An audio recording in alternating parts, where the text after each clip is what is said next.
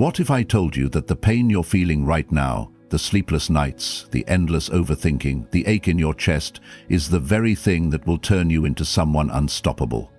Breakups don't just end relationships, they reveal who you are. You might have lost everything, but this is your greatest opportunity. The heartbreak crushing you today can break you or make you ice cold, unshakable, and completely in control. Pain is power if you know how to wield it. So, right now you have a choice: stay stuck in the past, drowning in regret, or transform into the kind of person they never thought you could be, the one they will regret losing. Number 1. The silent power of disappearance. There is no greater act of dominance after a breakup than to vanish completely. Not in anger, not in bitterness, but in absolute unshakable silence. No texts, no calls, no cryptic social media posts, no indirect signals of longing or resentment.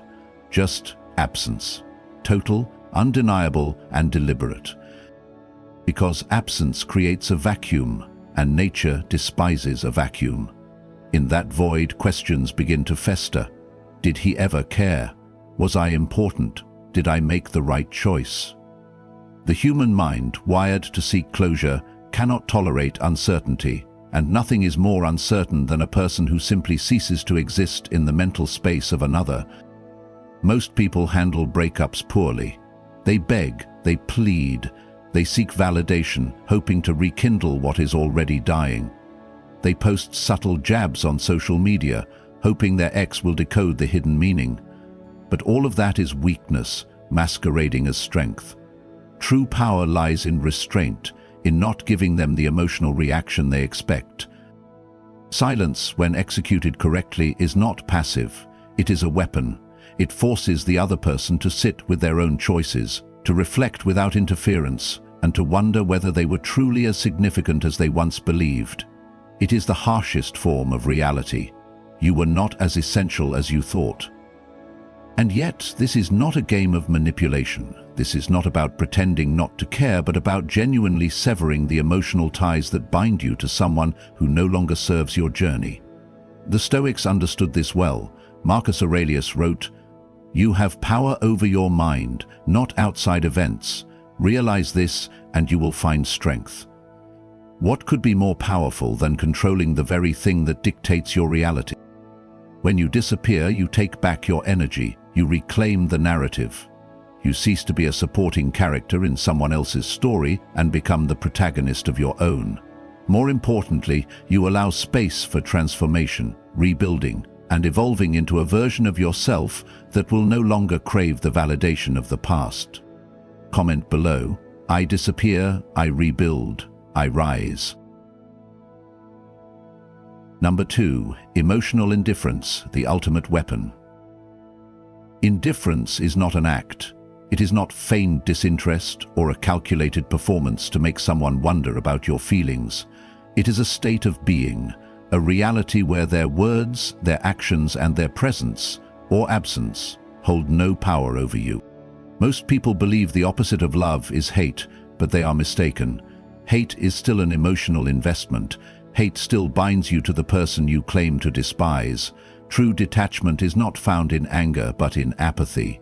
You become an enigma when they reach out and attempt to provoke a reaction, whether through nostalgia, guilt, or even hostility, and you respond with nothing. And nothing haunts the human mind more than an unanswered question. Imagine this. They expect you to be broken, to be bitter, to stalk their social media, decode their every move, and wonder if they have replaced you. But instead you are silent, unbothered, moving forward as if they were nothing more than a passing moment in a much greater story. That is when the doubt creeps in. Did I matter? Did I misjudge him? Was he ever as invested as I thought? Marcus Aurelius understood this power. Choose not to be harmed, and you won't feel harmed. Don't feel harmed, and you haven't been. When you refuse to let another person dictate your emotions, you strip them of control. They lose the ability to manipulate, hurt, and keep you trapped in their orbit. This is why indifference is a weapon, but not in the way most think. It is not a tool of revenge. It is not a mind game designed to torment them.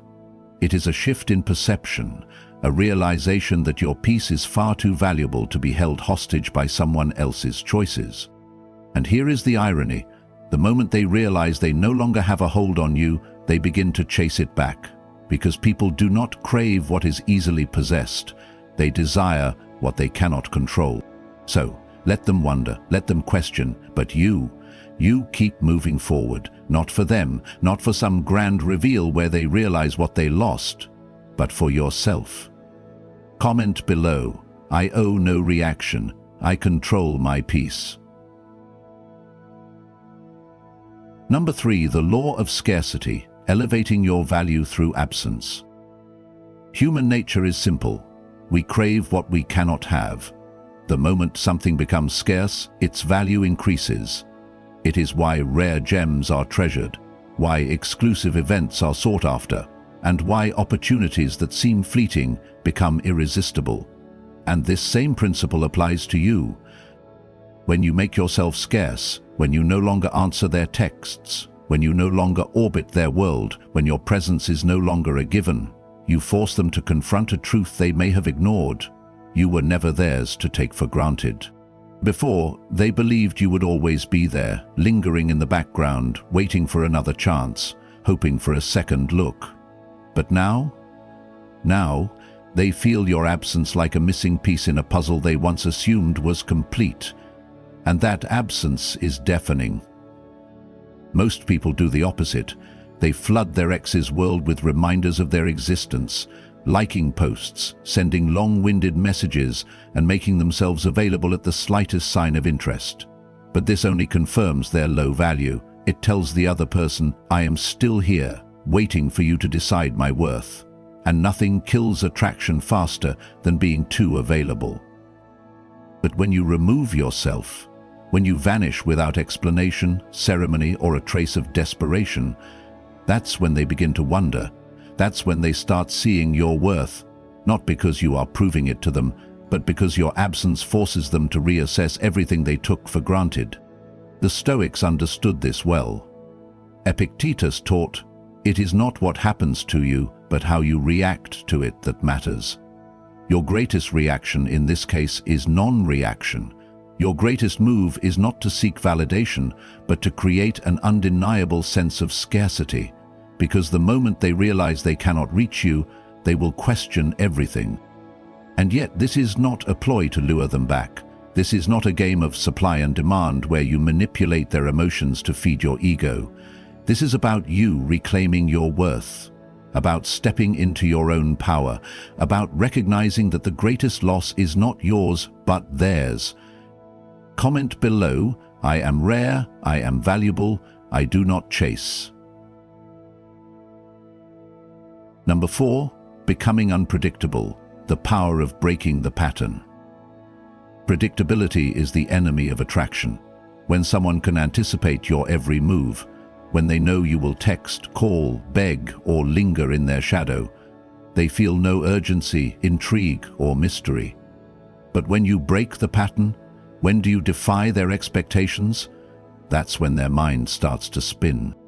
People expect heartbreak to follow a script. They expect pleading, regret, and over-explanation. They expect you to react in a way that reassures them of their own importance. But what happens when you don't? What happens when, instead of falling apart, you disappear into silence? Instead of chasing, you evolve. Instead of reacting emotionally, you move with complete detachment. Suddenly, you are no longer a chapter they have closed. You are a question mark they cannot answer. Who is he now? Why isn't he broken? Was I wrong about him? This uncertainty forces them to reconsider everything. Because the human mind is not drawn to what is known, it is drawn to the unknown. Psychologists call this the Zeigarnik effect, the tendency of the brain to fixate on unfinished stories. If you match their expectations, their mind closes the book on you. But if you vanish, change, or move in ways they cannot predict, you become an open-ended mystery. And nothing is more consuming than a question left unanswered. Marcus Aurelius once said, "A man's worth is no greater than his ambitions." This is why unpredictability is not just about confusing them, but about proving that you are no longer tied to the past. You are not stuck in old cycles. You are not reliving the same emotions. You are expanding, becoming someone they never expected. And that is what makes them notice. But this is not about revenge. It is not about making them regret their choices. It is about reclaiming your identity. Because when you stop being predictable, you stop being someone they can dismiss. You stop being a memory and become a possibility. And that is what lingers in their mind long after you have gone. Comment below, "I am not a chapter, I am the whole story." Number 5. Upgrading yourself in silence, the art of becoming unrecognizable. Revenge is a weak man's game. The strongest response is not proving a point, not seeking closure, not flaunting your success to make them jealous.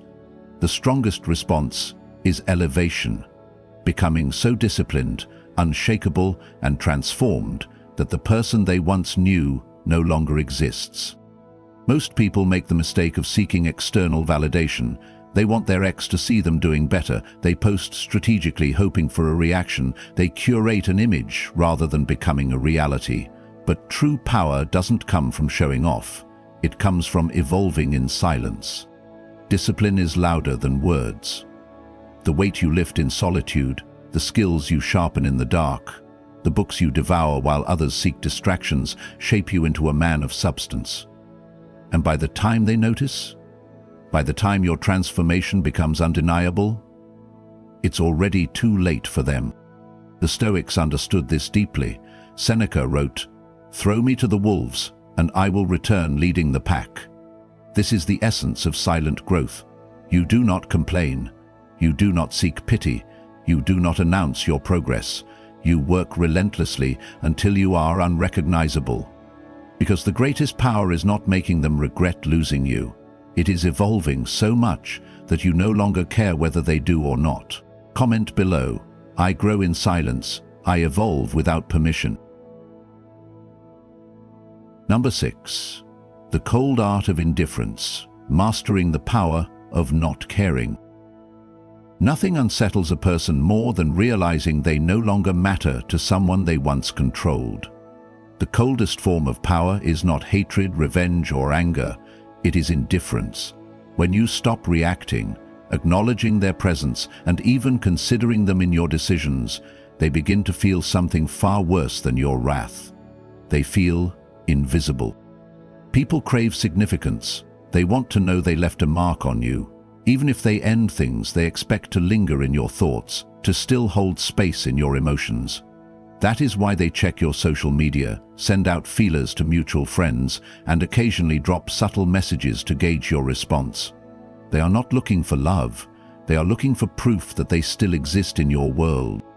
But when they receive nothing, when you don't block them but don't acknowledge them, when you don't watch their stories, don't engage or even flinch at their attempts to provoke a reaction, that is when the realization hits them. They are gone from your life, and they can do nothing. Marcus Aurelius said, "You have power over your mind, not outside events. Realize this, and you will find strength." This is the essence of emotional detachment. It is not pretending not to care, it is truly not caring. It is not playing a game. It is becoming someone whose emotions are no longer dictated by external forces. Indifference is not cruelty. It is freedom. It is refusing to be tethered to a past that no longer serves you. And when you master it, you will see the shift, not just in them, but in yourself. Because a man who no longer seeks validation, no longer craves reaction, no longer needs to prove anything to anyone, that man is untouchable. Comment below, "Indifference is my strength. I owe no reaction." Number 7. Social proof and pre-selection, the psychology of desire. Human nature is predictable. We don't just value things based on their inherent worth. We value them based on how others perceive them. This is why a restaurant with a long waiting list seems more desirable than an empty one. This is why luxury brands thrive on exclusivity. And this is why when you start attracting attention from others, especially other women, the person who left you suddenly begins to rethink their decision. Pre-selection is the psychological trigger that makes people desire what others already want. If women are drawn to you, if you are thriving in social circles, if you are surrounded by energy and admiration, then suddenly your ex question, did I overlook something? Was he more valuable than I thought? This is not manipulation, this is reality. The man who isolates himself, who wallows in self-pity, who looks desperate, he repels. The man who radiates confidence, who is engaged with life, who is surrounded by admiration, he attracts. And attraction is not just about relationships, it's about power, status, and influence. The key is authenticity. You don't fake this. You don't stage photos to make someone jealous. You don't force yourself into situations for the sake of appearances. You focus on growth and becoming a man of value. Naturally, people will be drawn to you. That's when the shift happens. Not just in how others see you, but in how you see yourself. Seneca said, "Associate with those who will make a better man of you.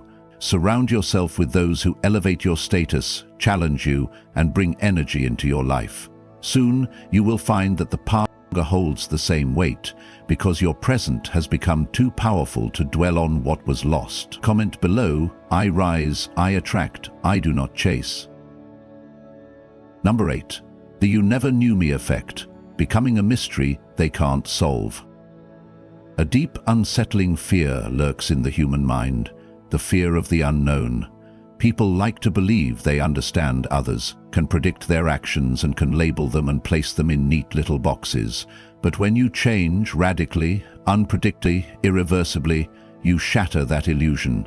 Suddenly, they don't know you anymore, and that terrifies them. Your ex thought they had you figured out. They thought they knew your habits, your weaknesses, your patterns. They assumed you would react in pain, in longing, in predictable ways. But when you become someone entirely new, when your mindset shifts, when your energy transforms, when your priorities evolve, they are left questioning everything. Did I ever really know him? Was I wrong about him? What else did I miss? This is the power of reinvention. You don't just heal. You disappear from the version of yourself they once knew and return as someone unrecognizable, someone sharper, stronger, more disciplined, someone whose life no longer revolves around proving a point to them because their opinion is now irrelevant. And the cruelest truth? By the time they realize how much they misjudged you, you have moved on, not despite but because you have outgrown them. They are no longer a chapter in your story. They are a closed book collecting dust on a shelf you no longer visit. Epictetus said, "First say to yourself what you would be, and then do must do." This is your moment to define yourself, not as the person you were in that relationship, but as the man you were always meant to become. Comment: They never truly knew me, now they never will. Number 9. The art of letting go completely, releasing the chains of the past. Letting go is not passive. It is not simply waiting for time to dull the pain. It is an active decision to reclaim your mind, your energy, and your future. Most people believe they've moved on simply. They no longer cry at night because they've stopped checking their ex's social media or because they can go a few days without thinking about them. But real letting go is deeper than that. It is erasing them from the architecture of your mind. You cannot say you've let go if they still occupy space in your thoughts, if you still seek closure, if you still fantasize about them returning. Letting go is not about silence. It's about indifference. It's about looking at the past and feeling nothing, no anger, no longing, no resentment, just a space where they once existed, now replaced by something far greater, your own self-mastery. Marcus Aurelius taught that the past is beyond our control and unworthy of our concern. Waste no more time arguing what a good man should be. Be one. When you stop looking back, you move forward at full speed. Here's the paradox. When you genuinely let go and truly stop caring, they feel your absence the most. Because the strongest statement you can make is not hatred, revenge, or even silence. It is the complete erasure of their significance in your life. Let them wonder. Let them feel the void you once filled. But for you, that chapter is over. And the best part? You're now free to write the next one without them. Comment below, I release the past. It has no power over me. Number 10. The ultimate move. Forgetting them first. Winning the psychological war. The final, most powerful move in this game is not ignoring them. It's not staying silent. It's not even moving on. It is forgetting them first. Imagine this. They wake up one day and think about you. Maybe something reminds them of you. A song, a place, a moment in time. They wonder how you've been. They check their phone, expecting a message that never comes. They scroll through old photos, searching for an emotional response from you that no longer exists. And then it hits them. Gone, not just physically, not just on social media, but mentally, emotionally, psychologically. They realize that while they were still thinking about you, checking in and wondering, you had already moved forward. You had already deleted their number. You had already erased them from the landscape of your mind. The greatest pain is not in being ignored. It's in realizing you were forgotten first. Seneca wrote, "We suffer more in imagination than in reality." You forget them first, they suffer in the prison of their own mind. They imagine you thriving, moving on, laughing with someone else, without ever truly knowing what's happening in your world. The uncertainty, the mystery, the absence of you, more powerful than any words or actions could ever be. You're free. Because you no longer need revenge, you no longer need validation, you no longer need them to regret losing you. You have moved on. Not for them, but for yourself. Comment below, I forget first, I win. Look at where you started, feeling lost, abandoned, powerless. But now you understand. You never truly lost anything. You were set free to become something greater. The power was always yours. They didn't take it away. They only revealed what was already inside you. If you're ready to keep evolving, like this video, subscribe and comment. I am unstoppable. Stay strong, stay focused, because your future waits for no one.